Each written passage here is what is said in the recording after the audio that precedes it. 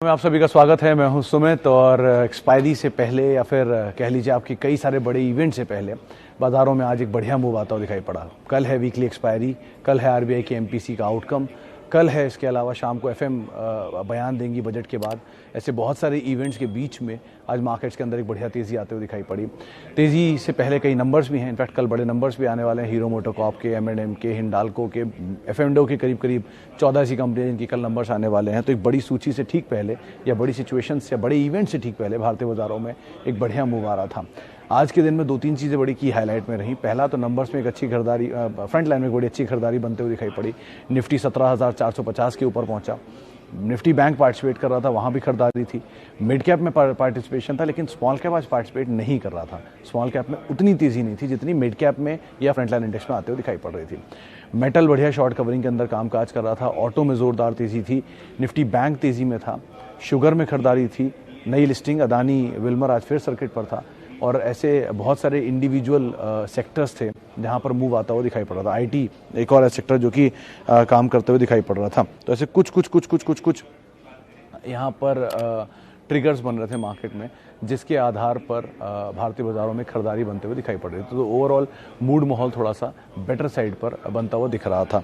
इसके अलावा आज जो इंडिविजुअल स्टॉक स्पेसिफिक स्टोरीज थी अर्निंग्स के दम पर, वहाँ पर भी रिएक्शन अकॉर्डिंगली मार्केट देता हुआ दिख रहा था। लेकिन हाँ, सेंटिमेंट एटलीस्ट पिछले 2 दिन में या 2 दिन से पहले जो सेंटिमेंट था वो थोड़ा सुधरता हुआ दिखाई पड़ा है आज के सत्र के अंदर।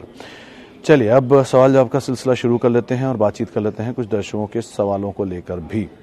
जो पहला सवाल मेरे पास आया है वो है इंडिया बुल्स रियल एस्टेट को लेकर। जयंत साहब, 2-3 चीज़ें हैं, 2 तरह के व्यू समझ लीजिए इसमें। पहला तो नंबर्स में लॉस आया है, तो it's too early to say anything अभी, क्योंकि एक ही क्वार्टर के नंबर में लॉस आया है। जब स्ट्रक्चरल चेंज होता है, मैनेजमेंट चेंज होता है, तो ऐसी चीज़ें चेंज होती हैं। कुछ पुरानी चीज़ें साफ़ होंगी, कुछ नई चीज़ें वहाँ आएंगी, फेरबदल होगा, तो वो एक फेरबदल का हिस्सा भी हो सकता है। और बाकी सिनेरियो कैसा सुधर रहा है उस पर भी डिपेंड करता है। 12 फरवरी को एक बोर्ड मीटिंग है जिसमें ये एम्बेसी ग्रुप कुछ चेंजेस करने वाला है कंपनी के नाम और बाकी चीज़ों में। तो वो एक मीटिंग के ऊपर आप नज़र रखिएगा। आज बहुत लोअर लेवल से पुल बैक भी दिखाया, 136-37 के जोन से पुल बैक भी आया। 120-25 लोअर लेवल पर वर्स्ट केस सिनेरियो का भाव है, और हायर साइड पर अगर ये 150-160 को पार करता तो तेज़ी बनेगी। ठीक है, बढ़िया तेज़ी आई थी 195 रुपये तक की, नीचे आया है, आने दीजिए, वापस तेज़ी पकड़ लेगा, ऐसी कोई दिक्कत ऐसा तो नहीं दिखाई पड़ रही। प्रोजेक्ट्स भी चल रहे हैं, 2-3 क्वार्टर के नंबर रिव्यू करने पड़ेंगे, उसके बाद कॉल लेना ज़्यादा बेटर रहेगा। लेकिन अभी के लिए एटलीस्ट कुछ भी आप मत करिए, सिर्फ वेट एंड वॉच ज़्यादा अच्छा मोड रहेगा। Okay, Polyplex, today I buy Polyplex 2099 short long term view. Okay Patel साहब, कंपनी तो पुरानी है, पॉलीप्लेक्स आज की नहीं है। मतलब मैं 2007-8 से इसको ट्रैक कर रहा हूँ, तब भी ये one of the largest company अपने बिजनेस में मानी जाती थी। यूफ्लेक्स, पॉलीप्लेक्स, जिंदल पॉली, एसएल प्रोपेक, ये 4 कंपनियां थी जो उस समय से बहुत मेजर प्लेयर्स होते थे इस धंधे के। लेकिन जिंदल पॉली और पॉलीप्लेक्स के बीच में कुछ डील की बातचीत है। अब उसमें कौन किसको खरीद रहा है ये मुझे याद नहीं आ रहा, लेकिन किसी एक कंपनी को खरीदने वाला है, तो वो ट्रिगर बन रहा है। पॉलीप्लेक्स के साथ में केस में एक ही फ्लॉ होता था कि ये नंबर, इसमें वॉल्यूम थोड़ा कम होता था। पता नहीं इसमें आजकल वॉल्यूम कैसा हो रहा है, लेकिन वॉल्यूम यूजुअली थोड़ा कम होता था। कंपनी ठीक है, कंपनी में कोई खराबी नहीं है, लेकिन उसमें वो इंटीग्रेशन की खबरें जो हैं वो बाजार में रह कर उठती हैं। तो वो खबर के ट्रिगर को आप आधार मान लीजिए और उसके हिसाब से आप अपनी रणनीति बनाइएगा। लेकिन कोई भी कॉल लेने से पहले ये ध्यान रखिएगा कि ये मीडियम टर्म के लिए ही रखिएगा इसको, आप इस सेक्टर को भी और इस कंपनी को भी। प्लेयर्स इनके ठीक हैं, इनके कस्टमर भी ठीक हैं, एक्सपोर्ट बिजनेस भी ठीक है, बट हैविंग सेड दैट ये कंपनी मीडियम टर्म के लिए ही आप मानिए कि ये मोमेंटम में आते हैं ऐसे शेयर। जैसे मिसाल तौर पर टेक्सटाइल है, शुगर है, ये सब मोमेंटम में उठ रहे हैं, मोमेंटम में आते हैं। तो आप ऐसे करके कॉल लीजिएगा। आउट राइटली इसमें सारा पैसा मत डाल दीजिएगा, बाकी प्लेयर्स को भी आप तवज्जो दे दीजिएगा। ओके, अदानी विल्मर, शर्मा साहब, इसमें 2 तरह की बात है। एक तरफ तो 80% कोई शेयर चल जाए 2 दिन में। कल 300 रुपये के आसपास का इशू प्राइस होता था, 280 रुपये था शायद इशू प्राइस, और वहाँ से शेयर आज आपके सामने खड़ा है 321 रुपये का अपर सर्किट इसमें आज भी लगा हुआ था। 40% तो 2 दिन में आप ऐसे ही मोटा मोटा लगा लिए, इसमें चल गया है। इतनी बड़ी तेज़ी के बाद थोड़ा नीचे तो आना चाहिए आइडली, लेकिन अब क्योंकि अदानी ग्रुप के शेयर हैं और वो सारा ग्रुप बियॉन्ड ग्रेविटी चलता है, तो उसके बारे में कुछ भी आप कह नहीं सकते। इस ग्रुप की सबसे ज़्यादा जिसकी फाइनेंशियल कंडीशन साउंड है वो है अदानी पोर्ट। अमंग ऑल वो सबसे स्लो परफॉर्मर है, तो अभी कुछ भी कहना मुश्किल है। आप विल्मर के नाम पे अगर जाना चाह रहे हैं तो विल्मर की कंपनी तो श्री रेणुका शुगर भी हो गई है, उसको भी आप देख सकते थे।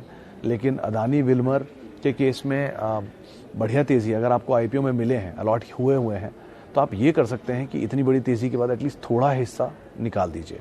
से आपके पास 100 शेयर है मान लेते हैं, तो 20 शेयर एटलीस्ट आप निकाल सकते हैं, 80 शेयर आप रख सकते हैं, या 70 शेयर आप रख सकते हैं और 30 शेयर आप निकाल सकते हैं। उससे ये होगा आपका प्रॉफिट आ गया, कॉस्ट आ गई, बाकी पैसे होगा आप छोड़ दीजिए, वो फ्री के हो जाएंगे। ज़्यादा लग रहा है तो 50-50 कर लीजिए। लेकिन यहाँ दूसरा थॉट यही है कि ये बहुत महंगी साइड पर है एज यूजुअल, सारे अदानी ग्रुप के शेयरों की तरह, और नीचे भी आ सकता है। तो आप दोनों कॉल्स को अपने रिस्क रिवॉर्ड के हिसाब से बैलेंस करके कॉल ले सकते हैं। Okay, best small cap and mid cap. Subin साहब, बेस्ट क्या आपके हिसाब से बेस्ट कि मेरे हिसाब से बेस्ट? आपका होराइजन 20 साल का नहीं है, मेरा हो सकता है हो। आपका विजन 20 साल का नहीं हो सकता, मेरा हो। मैं पिछले 20 साल से इन्वेस्ट कर रहा हूँ, शायद आपने ना किया हो। तो डिपेंड करता है कि आप क्या मानते हैं, किसको बेस्ट मानते हैं। मेरी लिमिटेड अंडरस्टैंडिंग में वही नाम दोबारा दोहराऊंगा जो हाल फिलहाल में दोहराता आया हूँ इतने समय से। सीमेंट के JK cement, Tata communication, India bulls real estate again. Even हर सेक्टर की आप प्लेयर्स सेकंड में ढूंढ सकते हैं। पीडीलाइट मिड कैप की अच्छी कंपनी है, लेकिन आपको मिड कैप नहीं लगेगी, वो लार्ज कैप लगेगी। ऑब्वियसली बात है, everything comes with a price. कुछ ना कुछ तो कीमत देनी पड़ेगी आपको, और वो कीमत महंगी साइड पे ही होगी। सस्ते में वो जब आएगा तो आप ही लोग घबरा जाएंगे कि नहीं वो अच्छा नहीं है, नीचे आ गया। तो बेटर यही है कि आप खुद अपना रिस्क रिवॉर्ड तय कर लें, और उसके हिसाब से आप किस सेक्टर में जाना चाहते हैं, क्या आपको अच्छा लग रहा है, आप वहाँ जाइए। मेरी बात सुन के ही सीधे क्यों जाना चाहते हैं। बेटर है कि वो सेक्टर आइडेंटिफाई कर लीजिए, ये सेक्टर अच्छा है जी, इस सेक्टर की ये 5 कंपनियाँ, ये लार्ज कैप है, मिड कैप है, लार्ज कैप में ये अच्छा है, मिड कैप में अच्छा है, यही लेते रहना, खत्म। या तो ये रणनीति बनाइए, वरना आउटराइटली कोई भी व्हाट्सएप आ रहा है उसको उठाते रहिए। आज नहीं तो कल एक में प्रॉफिट हो ही जाएगा।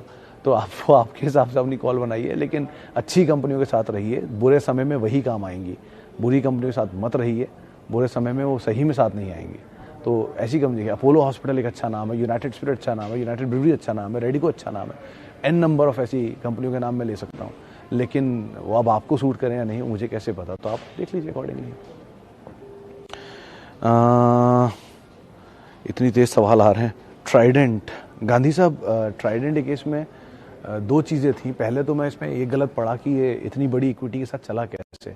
7 रुपये शेयर था, वैल्यूएशन महंगे थे, तब भी ये चला और चल के 50 रुपये तक पहुंच गया। एक तरफा चला है और बहुत अच्छी अच्छी खबरें आई ही, तो ये लग रहा था कि अभी शायद हो गया इसका जो तेज़ी का समय था। तो हैविंग सेड दैट, टेक्सटाइल, अगर आप कभी पुराने बाज़ार के जानकार हैं या आपने पुराने समय से बाज़ार को ट्रैक किया है, तो आप रियलाइज़ करेंगे कि ये 10 साल बाद इस तरह की तेज़ी हमने देखी है टेक्सटाइल के अंदर, जो कि इतनी बड़ी मूव आई थी। तो इतनी बड़ी तेज़ी अगर 10 साल बाद आ रही है, तो आप ये मानिए कि अगली तेज़ी हो सकता है 2 साल बाद, 5 साल बाद, 4 साल बाद ना आए। तो ये साइक्लिकल या एक ट्रेंड के हिसाब से चले थे, एक मोमेंटम बेस्ड स्टॉक थे। मोमेंटम मिलता जा रहा है, आप पैसे बनाते जाइए। ये TTML में भी था, यही इसमें था। तेज़ी मिलती जाए, सर्किट मिलते जाए, थोड़ा थोड़ा निकलते चलिए, पैसा निकाल लीजिए, ज़्यादा बेटर है। कंपनी ख़राब नहीं है, मैं कंपनी ख़राब को नहीं बोल रहा हूँ, बट महंगा बहुत है वैल्यूएशन के लिहाज से। ये इक्विटी डाइल्यूटेड है। आप ऐसे समझिए कि स्टॉक स्प्लिट हुआ है इसमें। पहली बार जब मैंने ट्राइडेंट को देखा था तब ये 70 रुपये का शेयर होता था, और उसके बाद में स्टॉक स्प्लिट आया था 1:10, तो ये 7 रुपये का शेयर हो गया था। Like wise Nitin spinner, Nahar spinning, ये सब 30-30, 40-40 रुपये के शेयर होते थे। अब 250-250 रुपये के शेयर है। वर्धमान टेक्सटाइल 150-200 रुपये का शेयर होता था। तो अब over a period of time इतने स्ट्रेच हो चुके हैं। मैं ये नहीं कह रहा कि दोबारा वही आ जाएंगे, नहीं, लेकिन उस तरह के भाव कभी दिखें तो आप इनको तवज्जो दीजिए, वो ज़्यादा बेटर है। अभी तेज़ी दिखा चुके हैं, प्रॉफिट बुक कर लीजिए, ज़्यादा अक्लमंदी है। बहुत सेक्टर अभी भी नीचे हैं, उनको देखिए, वो ज़्यादा सिचुएशन आपको बेटर दिखाएंगे। ओके, IEX के केस में कौशिक साहब, कल किससे बात हो रही थी मेरी, उसने सेल कॉल दी थी इसके ऊपर। वो वैसे भी IEX बहुत बड़ी तेज़ी दिखा चुका है, तो थोड़ा अगर ईज आउट हो रहा है तो होने दीजिए। बजट में कुछ खास आया नहीं इनके लिए। वॉल्यूम, ट्रेडिंग वॉल्यूम की बातचीत जो थी वो ऑलरेडी अपर एंड पर है। नंबर्स भी सबड्यूड ही थे इस बारी, और इक्विटी भी स्प्लिट होकर बड़ी हो चुकी है। तो बहुत कुछ इनके टेलविंड ज़्यादा है हेडविंड से। तो अभी तो नहीं, थोड़ा स्टीम छटेगी, फ्रॉथ हटेगा, तब जाके ये चलना शुरू होगा। तो आप उस हिसाब से इसमें कॉल लीजिएगा। लेकिन एज ऑफ नाउ कंपनी अच्छी है, चला बहुत है। ये दोनों चीज़ों को आप ध्यान रखिएगा। कुछ कंपनियां अच्छी होती हैं, स्टॉक खराब होते हैं। जिसमें ITC आता है, इसमें HDFC लाइफ आता है। ये कंपनियां बहुत अच्छी हैं, लेकिन इनके स्टॉक ढीले हैं, वो थोड़ा धीरे धीरे चलते हैं या नहीं चलते हैं। लाइकवाइज ये भी उसी कैटेगरी में मान लीजिए कि इक्विटी बड़ी हो गई है, इसलिए अब धीरे धीरे चलेगा कि बहुत बड़ा रनअप ऑलरेडी दिखा चुका है। तो वो जो मज़ा आपने पिछले दिनों में लिया है वो शायद दोबारा इतनी आसानी से ना मिले। Okay, why ICICI bank give more returns than HDFC bank? Subin Talwar, इसका दूसरा एक पहलू, आप इस क्वेश्चन को दोबारा रीफ्रेम कर लीजिए। Why HDFC bank is underperforming ICICI bank? दोनों के अलग अलग जवाब हैं। कैसे? ICICI बैंक की लोन ग्रोथ अच्छी है, HDFC की भी अच्छी है, इसमें कोई ख़राब नहीं है। HDFC बैंक अभी भी देश का नंबर 1 बैंक है मार्केट कैप के लिहाज से। ICICI बैंक देश का नंबर 1 प्राइवेट बैंक है, ठीक है। तो उसको वो ड्यू रिस्पेक्ट नहीं मिली थी, वो इसने गेन करी। उसको वो ओवर रिस्पेक्ट मिली हुई थी, वो उसने लूज़ करी। तो अब ये बैलेंस हुआ है। ऐसा नहीं है कि ICICI बैंक बढ़िया चलकर HDFC बैंक को भी सुपरसीड कर गया, नहीं। वो अभी भी देश का तीसरा सबसे बड़ा ही बैंक है, या देश का दूसरा सबसे बड़ा ही बैंक है मार्केट कैप के लिहाज से। लेकिन ICICI बैंक भी अच्छा है और HDFC बैंक भी अच्छा है। ज़रूरी नहीं है ये अच्छा है तो वो ख़राब है, दोनों ही बढ़िया बैंक हैं। आपको वो महंगा था इसलिए हल्का होकर सस्ता हो रहा है, ये सस्ता था इसलिए महंगा होकर या बढ़कर वापस महंगे की तरफ जा रहा है। तो मैचअप हो रहा है और ICICI बैंक ने अपनी लोन ग्रोथ बेटर भी दिखाई है HDFC बैंक से, तो उसको बाजार एक इज्जत ज़्यादा दे रहा है। लेकिन दोनों ही बैंक्स बुरे नहीं हैं, आप दोनों में ही कभी भी लॉन्ग टर्म के लिए पैसा डाल सकते हैं। HDFC बैंक थोड़ा बुरे दौर में चल रहा है क्योंकि भाव ख़राब है पूरे ग्रुप का, लेकिन नीचे के दौर में मिलते हैं तो आप ज़रूर इसमें एंटर कर सकते हैं। बैंक में कोई ख़राबी नहीं है, समय थोड़ा ख़राब ज़रूर है। Should I book profit in Maruti? Manish साहब, अगर आपका टाइम फ्रेम लंबा है तो आप बने रह सकते हैं। अगर आपका टाइम फ्रेम लंबा नहीं है तो आप ये कर सकते हैं कि एटलीस्ट जहाँ भी मारुति खड़ा है 8,200, 8,300 जो भी भाव है, उस भाव से 100 रुपये नीचे का एक स्टॉप लॉस लगा लीजिए। नीचे आएगा तो वो प्रॉफिट आपका, नहीं आएगा तो आप ट्रेल करते रहिए उसे ऊपर के लेवल पर। तो आप अकॉर्डिंगली यहाँ पर कॉल लेकर चल सकते हैं। ओके, मारुति पे हम बात कर चुके। वेदांता पे लक्ष्मण जी मैं यही कहना चाहूँगा कि एक बड़ी तेज़ी वेदांता ऑलरेडी दिखा चुका है। कल कुछ कैपिटल एलोकेशन पॉलिसी को लेकर भी मैंने कुछ अपने बयान दिए थे, लेकिन बहुत सारी चीज़ें इसमें मतलब क्रूशियल हैं और संवेदनशील दिखती हैं ज़्यादा मुझे, क्योंकि बड़ी तेज़ी दिखाई दी। अगर आप कभी हिस्ट्री पढ़ेंगे इसकी तो ये सेसा गोवा था, सेसा गोवा से सेसा लिमिटेड बना, सेसा लिमिटेड से केन इसके अंदर मर्ज हुआ, केन जैसी कैश काउ इसके अंदर मर्ज हो गई, फिर ये वेदांता में मर्ज हो गए और ये सारी एंटिटी बन गई। और इतना कैश आता है कि केन से वो सारा कैश डिप्लॉय होता है बाकी ग्रुप कंपनीज़ के डेट में। उसके अलावा हिंदुस्तान जिंक से डिविडेंड आता है जो वेदांता खाता है, फिर वेदांता उसको आगे डिस्ट्रीब्यूट करता है। तो ऐसा बहुत कुछ कॉम्प्लेक्स है और इतनी आसान नहीं है ये चीज़। Plain simple vanilla Hindalco, metal में खेलना है तो हिंडाल्को बेस्ट है। आप ऐसे करिए, इतनी उसमें कॉम्प्लेक्स चीज़ों में मत फंसिए, कीप इट सिंपल, ज़्यादा आसान, ज़्यादा बेटर सिचुएशन में रहेंगे। और डिविडेंड के लिए अगर आप खेलना चाहते हो तो हिंदुस्तान जिंक, क्योंकि जिससे वेदांता डिविडेंड खा रहा है उससे आप डिविडेंड खा सकते हैं।